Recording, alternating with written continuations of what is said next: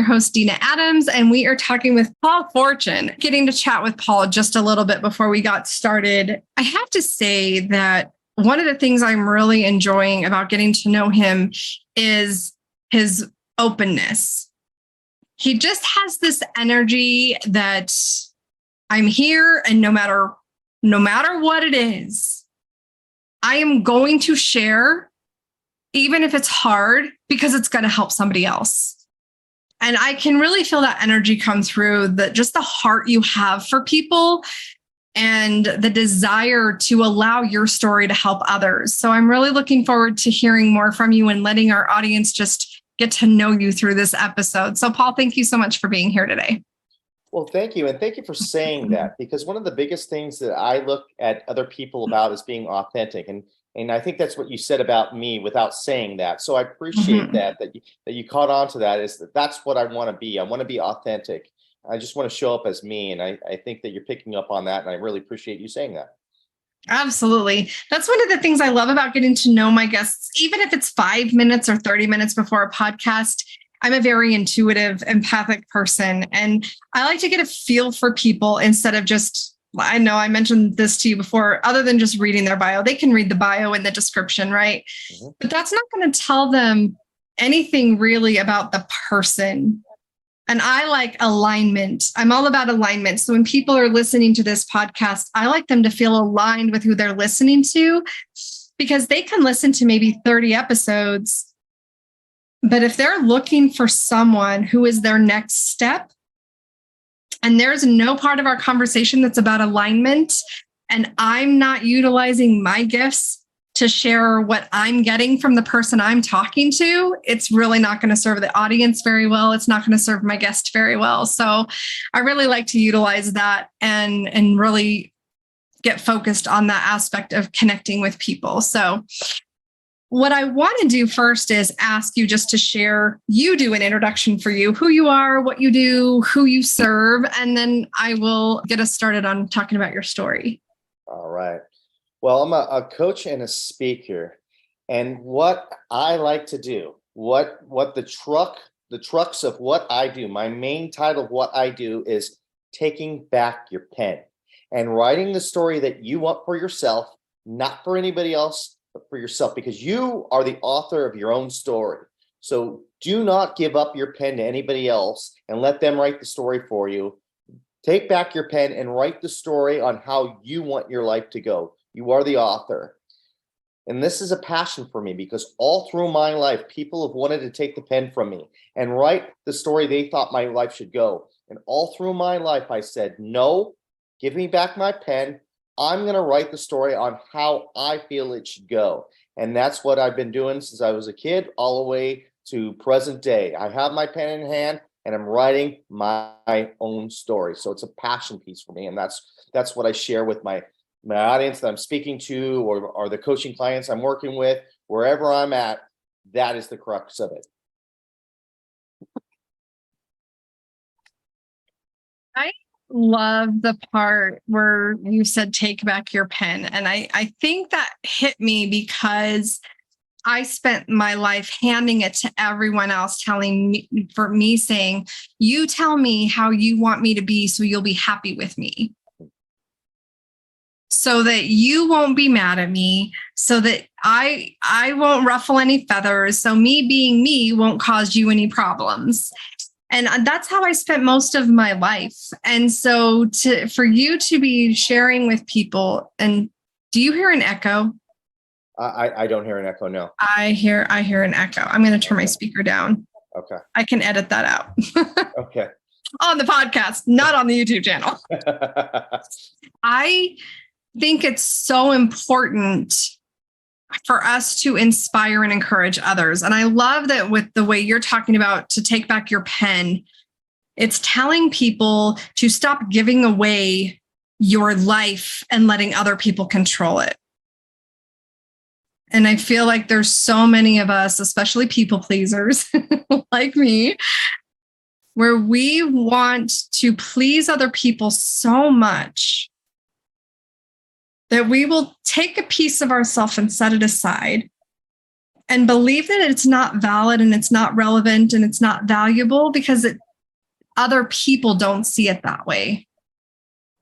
And so I love that your focus is to help people take back their pen, own who they are, love themselves completely. Like, this is what I get out of this very short statement that you shared, and run with it.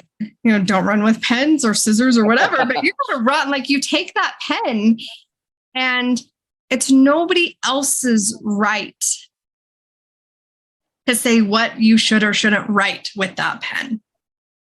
And that's a very powerful thing. Yeah, you hit the nail on the head. That's exactly what the crux of my coaching is all about. And what I'm speaking about is that living your true self. We got one life to live, so we might as well live it the way we want to live it. And it's a shame. I've interviewed people in their 70s and 80s and 90s, and they talk about, oh, I could have invested in that, or I could have traveled there, or I could have lived there, or I could have married this person, or I could have done this. It's all about the regrets. And a lot of it has to do with what you just talked about, being a people pleaser and not living their authentic life. And that's what it's all about, living that authentic life. Getting into older age going, man, I've had a fantastic life. Yeah, I failed a lot, but I've gotten back up and I've done it my way because that's the life I wanted to live. I love that. So I'm going to let you start where you want to with your story. Just a little background.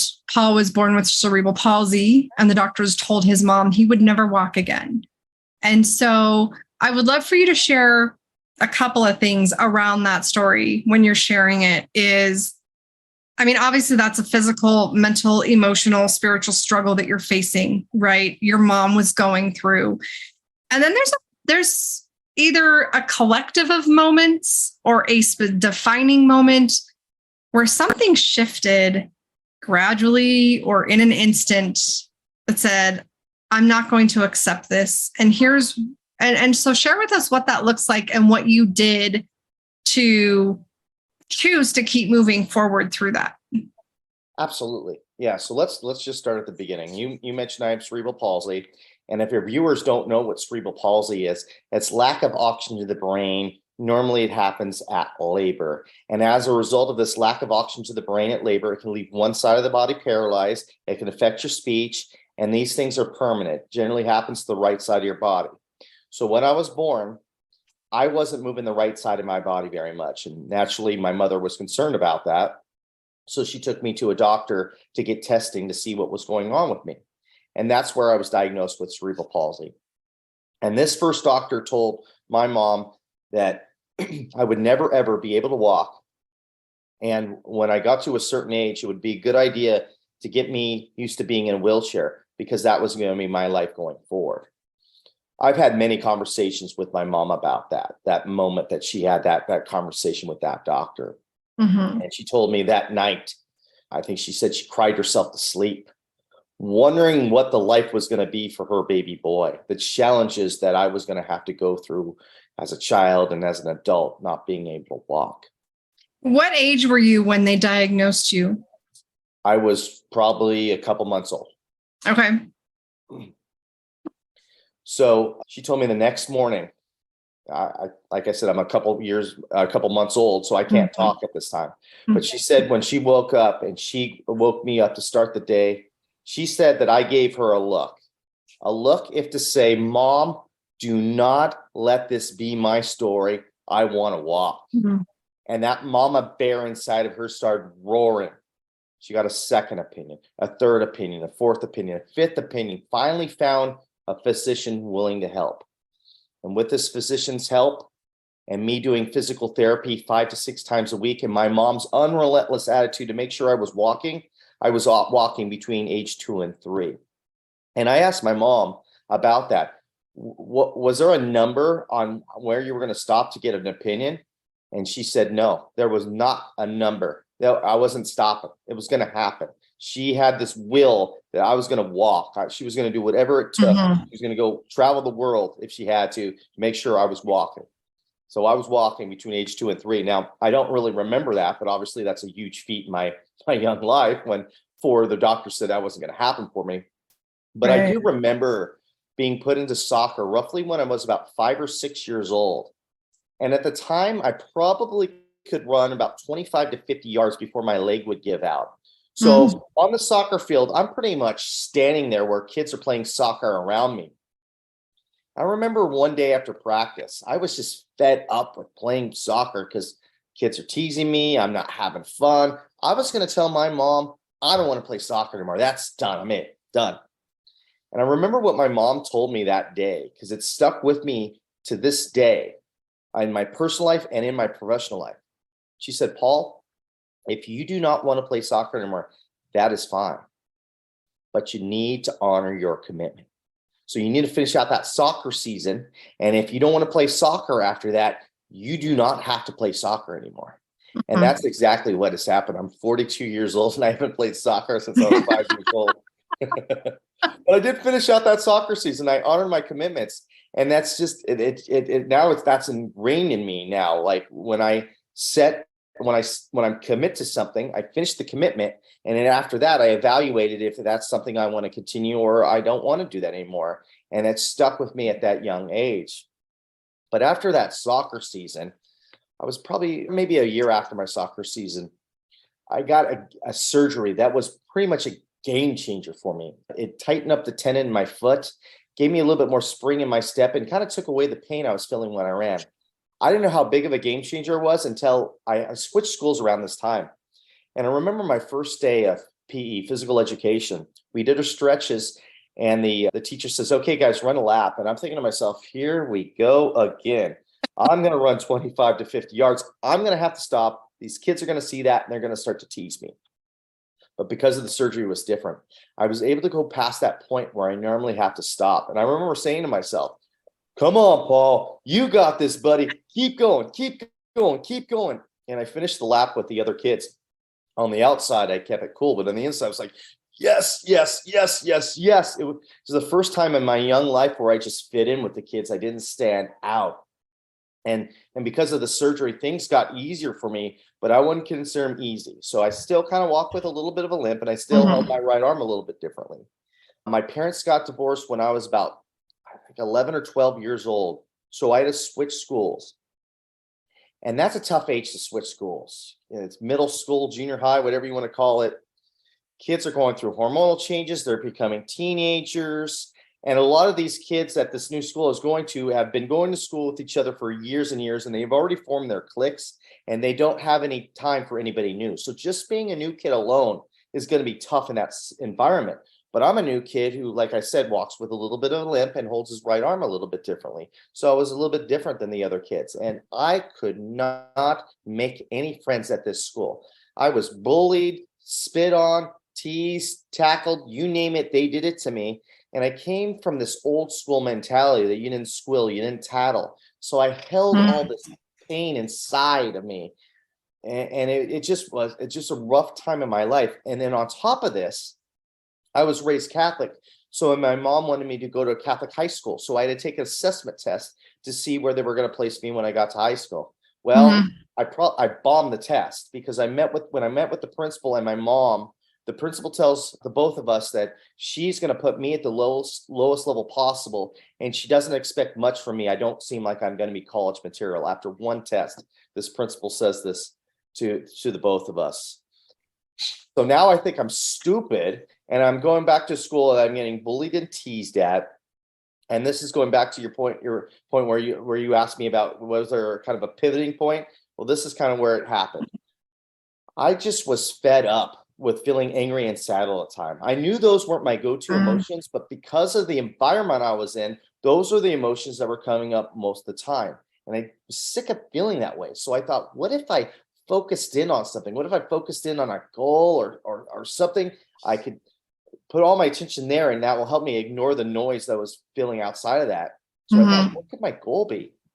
And at the time, I loved baseball. So I said, what if I tried to make my varsity baseball team in high school? So I started playing fall ball, winter ball, spring ball. And if I wasn't doing that, I was throwing a tennis ball against the wall. And I was doing this constantly.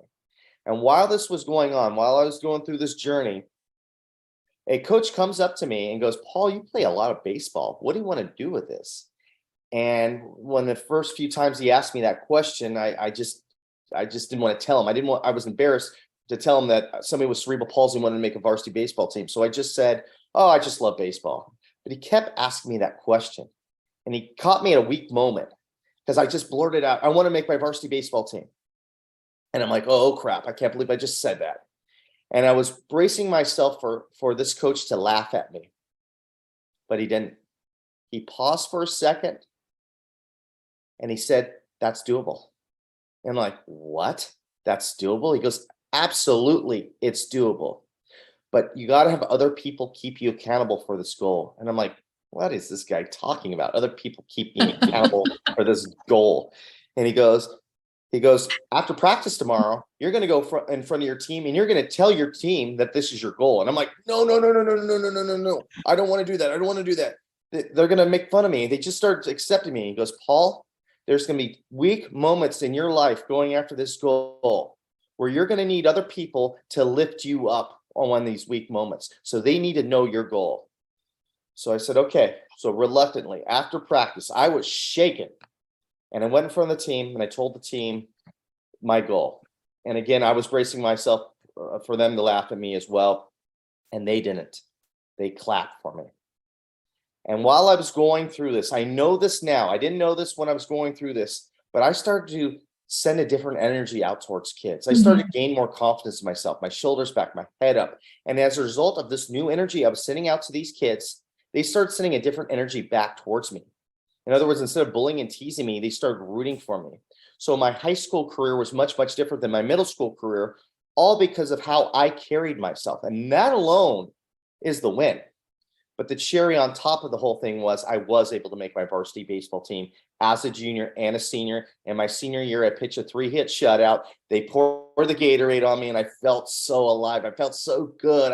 I was the top of the world. I graduate high school. And I start to really reflect on that goal that I set for myself years earlier about making the varsity baseball team. Like I said, when I first made that goal, it was just a way to ignore the noise. I really didn't think I was going to make the team, but I was able to do that.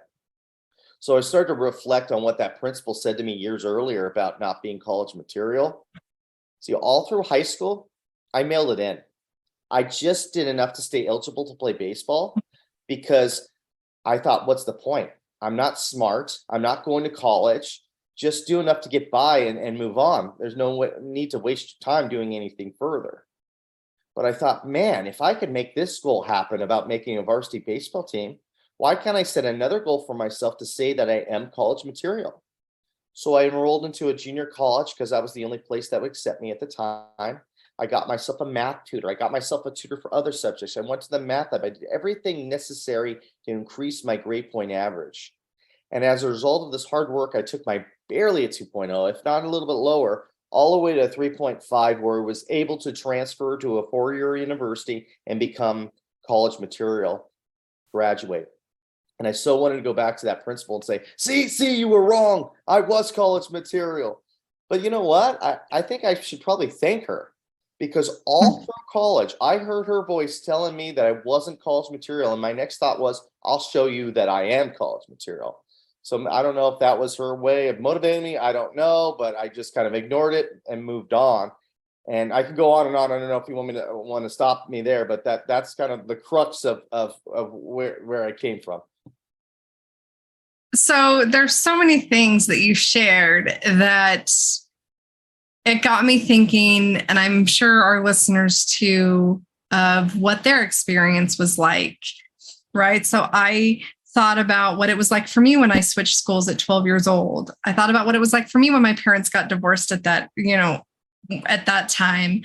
I thought about what it was like for me getting bullied and going through all the crap I did in middle school. And when you're taught and in high school and being told you're never going to be able to go to college because you're not good enough, like, it's so crazy, like just to hear somebody else say all these things. And I think to myself and go, that's how I always wanted to be. When someone said I couldn't do something, I always heard of these people, these people who would be like, yeah, I'll show you. and do it anyway. And I'm like, I don't understand that. That's not how I functioned. And so I would hear these stories of people saying, I wasn't going to accept it. And they had something that I wanted. And what I learned was they're wired differently than I am. They have different attributes that are super strong that are not strong in me. And when I stopped allowing myself to try to be like them and use what worked for them, I started realizing that, one, first of all, this is an incredible story. And for you to find that willpower to say, I'm going to do it anyway. I'm going to do it anyway. And to do it. Because even people who that is a natural thing for them, they will fight it. And not everybody who is capable of doing that will do it. But for those of us who are not like that, that doesn't fuel us. That drops us faster than, a hurricane does a tree. That's something that would stop me in my tracks, debilitate me, and I would go deeper and deeper into all my mental health issues and everything. And so what I learned is, and hopefully some people will take this from this conversation, when you hear a story like Paul's and you don't show up like that in the world, and when he says something that fueled him, but it tanks you, all you have to do is figure out what does fuel you, because we're all different. And for you to be that little kid going, come on, you can do this in your head. I'm sitting there hearing all the negative thoughts going, every reason I shouldn't be doing this. Right. And we all go through that where there's a whole spectrum of how we talk to ourselves, how we push ourselves, what fuels us, what stops us. And what I take from this story is you never, even though other people were telling you no, you looked within yourself to find the yes and to give permission. And you didn't wait for everybody else to give you permission. You chose it to give it to yourself. And I didn't learn how to do that until I'm not even going to tell you, much later in life, right? My youngest kids were almost ready to graduate high school when I discovered, all I have to do is give myself permission. What? I heard about it and I heard stories like that. But even when, my youngest were in middle school, my oldest were graduating high school, I still didn't grasp the concept and the understanding. It took time for me to dig deep into myself and figure out what that meant for me. And so hearing a story like yours before I understood I was allowed to give myself permission, to hearing it after, the response I have inside of myself is very different. So I want to encourage people with this for a moment before we continue with his story. When you hear someone's story and you immediately go into, but because of his mom being so supportive and driven, that's why he could, and always putting off these excuses as to why it worked for someone else and not you. That means there's some growth and some self-awareness that needs to happen, because you're still being a very loud negative voice for yourself. And I was that loud negative voice for myself for a very long time. And I let everybody else's perspective become my truth. And when I started learning how to set that aside and started discovering my own truth, and I started taking back my pen, like you talk about, it's not something that happens overnight. Like listening to your story, this was not an overnight thing. This was years of going through bullying and negative self-talk even, and hearing other people speak negatively over your life. And what I want people to really get is that if you're going through a story like Paul's, or you're going through a struggle of any kind, do not compare someone's highlight reels, someone's aha moments, someone's, end of the movie to your very beginning, right? We tend to compare where we are to someone else's coming out on the other side. And so I'm hopeful this is encouraging to others like it is to me. Because this is like, I'm just sitting here going, oh, I went through that. Oh, I did that. Oh, yep, I know what that's like.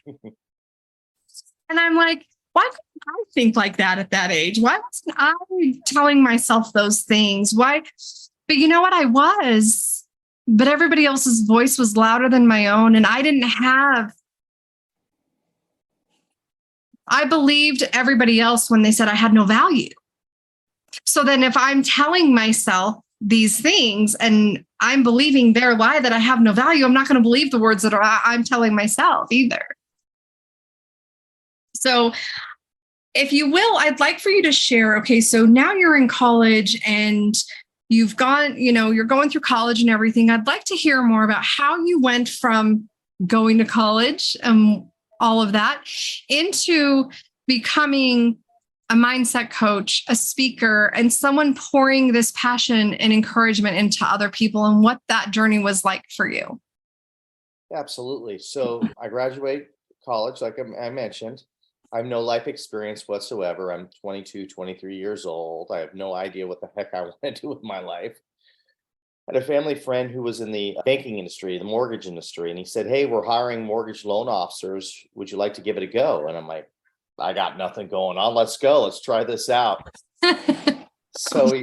So I get in, and this is my first real job. I mean, I worked other jobs. I worked fast food and other things, but this is my first out of college job. So I got to wear your first adult job. Exactly. My first adult job. Yeah. I got to wear a long sleeve collared shirt, and I'm feeling good, right? I'm feeling excited to go to work. And I get there and no one wants to talk to me. I'm sitting alone at lunch.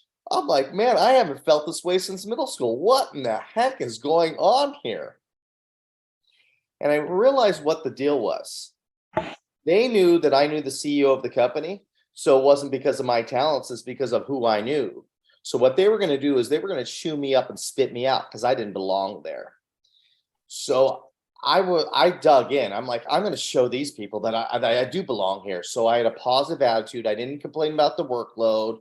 I worked the long hours, and from afar, because they didn't want to talk to me, I was observing what the top loan officers did in the company. And I'll never forget my first day of wanting to go out in the field and get loans for the first time. I had my rate sheets ready, and I was going to go out the door. And I remember my family friend CEO stops and goes, what are you doing? I'm like, I'm ready to go. I'm going to go out and get loans. And he looks at me and goes, no, you are not ready yet. Let's get you a little bit more training, and then we'll send you out in a few months. And I'm like, no, I got this. Let me go. And he was 100% right. I needed way more training. I was falling on my face left and right. I was getting abused by these clients because I didn't know what I was doing. But months would go by, and I started to realize what value I could add to these clients. And I started to bring in loans and more loans and more loans. And 2 years later, I became a top producer in this company. And the people who didn't want to talk to me when I first got there are now coming to me with questions on how I was able to turn things around at such a fast clip. And I loved what I was doing. It was amazing what I was doing. I couldn't wait for Mondays. I was living for Mondays. I loved going to work. I thought this was going to be my life's work. That's amazing, because you don't hear that from many people. No, especially at that young of an age. I was in Right. my mid-20s at the time. And then 2008, 2009 hit, and the economy tanked it. Yeah. And that whole company that I was working for, they were no more. They went belly up, and I have to get another job. And that company went belly up. This happened about 3 or 4 times. And I was starting to really lose the luster of being in the mortgage industry. And like I said, I was living for Mondays. Some of these other jobs, I was not living for Mondays. I hated Mondays. Matter of fact, I had what's called the Monday blues, where I would be in a bad mood Sunday evening because I was thinking about all the crap I had to do Monday, and I hated it. So it was it's just a hard time in my life. Like, what do I want to do? What is going on? I don't want to do this anymore. I'm not having fun. It's just a stress. I constantly stressed. I'm not sleeping. I'm drinking too much. This is just not good. Mm-hmm.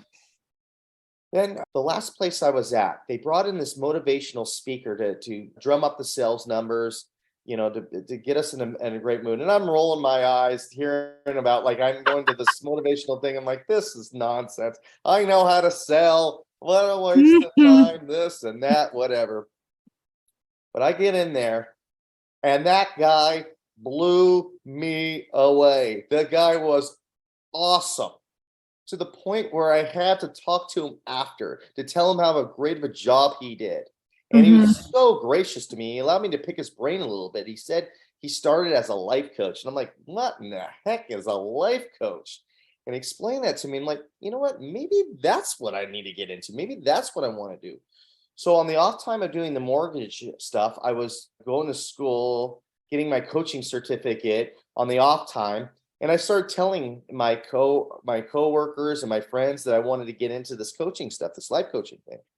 And pretty much all of them were humoring me and going, okay, life coach, go ahead and save the world. But before you do that, can you bring a couple loans into us? So nobody was really taking me seriously. And then I started getting my website up, and I started posting things on my social media. And at the time, the legal team got wind of what I was doing, and they pulled me aside and said, what is this that you're doing here? And I was very, very transparent. I said, the mortgage loans is going to be my full-time job, and this is going to be a side gig for me. And they said, this looks like this could be a conflict of interest. We're going to get back to you. And I'm thinking, uh-oh, that does not sound good. And wait. I got to stop you there. Yeah. A conflict of interest, mortgage loans, and life coaching. Yeah. What first goes through my head is, one, people fear things they don't understand. So if you're out there looking to be a life coach and you're coming up against some of these challenges that Paul did, know that it's normal. There's a scripture that says a prophet is not known in his own land. And so when you're around people who are familiar with you, they will not see the value in what you can bring to the table, because they knew who you were before you got into that. And they don't understand how you can be that thing, whatever it is, unless you went to a college and you got a degree and that makes sense to them. So I just want to encourage people with that for a second as you're talking about that, because that was like, people don't understand. So please continue. Yeah, absolutely. So they came back with this report, a 5-page report of what I couldn't say. And I looked at this report and I'm like, there's no way I'm going to make any traction in the coaching world if I follow this to the T. So I thought, I'm going to have to make some changes. So for a year, I didn't do any coaching, didn't post anything about coaching. I just did mortgage stuff. And what I was doing is I was paying down all my debts. And a year later, I just quit. And people are looking at me like I am nuts. I just made President's Club, and they're like, you're a loan officer. You're great at this. What in the heck are you doing? And they're like, this life coaching thing is pie in the sky nonsense. Stop this nonsense and go back to work. And I said, maybe it might be nonsense, but I got to give it a go. I got to give it a try. And they're like, okay, whatever. You'll be back. And for a while, I thought they were going to be right, because I wasn't getting any coaching clients.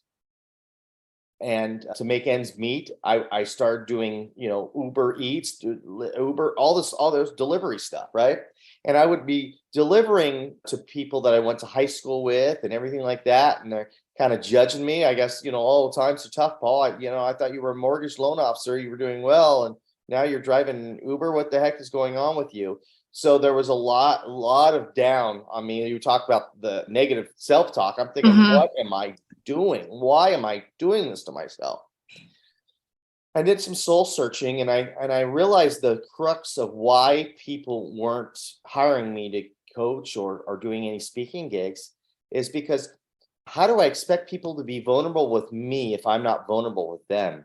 See, the story I told you about having CP, cerebral palsy, I wanted to bury that story. I didn't want to tell a soul about that story, because all through growing up, all I wanted to do was fit in. I didn't want to stand out. I didn't want any special treatment. So the thought of bringing that story up, I would be near in tears talking about that. But I thought in the back of my head, that's the only way this is going to work, is if I share my story.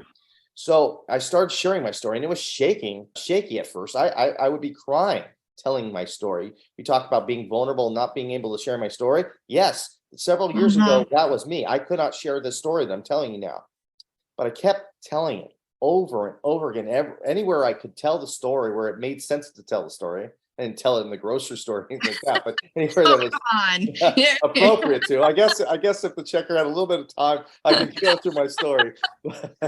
But I kept doing it over and over again, and I'll never forget my first client ever.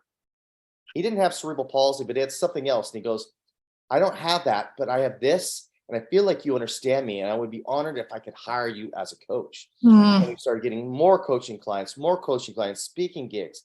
And which brings me to present day talking to you. I love that, because that's one of the things for most of my audience are online entrepreneurs. So a lot of them are probably coaches, consultants, things of that nature, or they do some type of service-based business. And one of the challenges we all face when you start a business is, how do I get clients? And if you talk to someone who's a marketer, they'll tell you it's all about marketing. If you talk to someone who is a, social media expert, they're going to tell you it's all about being on social media. Depending on the industry the person is in, they're going to tell you, for the most part, that's the way you're going to get clients. And what you said, I had to share my story, I had to be vulnerable, is the most important part, because no matter what you share on social, no matter what you do for your marketing, if you can't share your story, you won't get clients. One of the challenging things I have run into, I have tons of stories. And my challenge has always been, what story do I tell? What's the story that I tell? And I have picked a story that I tell. The problem is, the story doesn't seem as detrimental as it is, because I don't tell all the many, many stories that have happened before that in my life. And I had people tell me all the time when I was younger, my gosh, every time I talk to you, it's like a freaking soap opera. And I'm like, can't my life be like a movie? A soap opera never ends. It runs for 30, 40, 50 years, and it's always drama and chaos. A movie, you have a beginning, you have an issue, you have this big drama moment, and then everything is fine and good at the end. Can't my life be like a movie instead of a soap opera? And it's still like a soap opera. It is. And I think that one of the things that's important for us as entrepreneurs, if we're pursuing speaking, if we have a story to share, if we want to inspire others, is we have to figure out, like you did, your story throughout the time, to be able to say, here's where it started and here's where everything changed. And now I'm able to do this. And if you can find a path on your story that tracks, that you can make sense of, this all connects, but it's not discounting some of my story that doesn't get told, and understand that we can't really tell everything, right? We can't tell all the trauma that we've been through. We can't, nor do we need to. But when we pick that one story that hit us the most, that impacted us the most, that maybe caused us the most challenges, maybe wasn't the worst for us, but caused a lot of the challenges that we faced, like being able to tell that story the way you so eloquently did today, allows us to get in touch with something that we all want to kind of never talk about. And I love that you touched on that too, is that I didn't want to talk about this story. I didn't want to tell anybody. And I cried when I used to say it, right? I used to cry when I would tell my story. I used to cry when I would tell my stories. Now I can talk about them and people are like, are you human? Because it doesn't seem like it bothers you at all. And I'm like, no, I just know that I don't need to be emotional about it right now. I don't have to be in that space emotionally for me to tell the story and still have you know that it was hard and it was painful. And there's lessons that we learn on these journeys that help us be better for others. And so I appreciate you being willing to share your story, because one, if anyone's wanting to learn how to be a speaker, just replay Paul's section of this when he tells his story. There's so much, what's the word I'm looking for? Finesse in how you share it. But for those of us who are not storytellers, but we're fact tellers, there were pieces that I could pick up on that was like, oh, that's something I could do better. Like, even if I just set the whole story aside and listen to how can I be a better speaker? How can I share my story? What if I've never shared my story and I want to be able to share my story? I want to encourage all the listeners, go back and listen to Paul's story. Fast forward through all my crap and what I say, it doesn't matter. Just listen to what he had to say and how he shared his story. Very intentional. Very authentic and open, very expressive, yet it was everything we needed to hear. And it makes it that much more relatable. Even if we didn't go through the same issues that Paul did, there are things that he said that I'm sure everyone listening had at least one thing that they've been through, experienced, or know someone who has, that they can take that and go, okay, I can do something with this. I can move forward with this. I can help people with this. So I thank you for being so open and willing to share your story. If you guys want to connect with Paul in the comments, you can get into his, let's see, what do we have? We have his Facebook group, Rewrite Your Story, a call to action. We have his Instagram, LinkedIn, YouTube, like all kinds of things that are in the description for you guys to get connected with him, get his website, get his free guide, How to Write Your Story. And I want to encourage everyone to take time and make room for yourself to start writing your story. Take back your pen.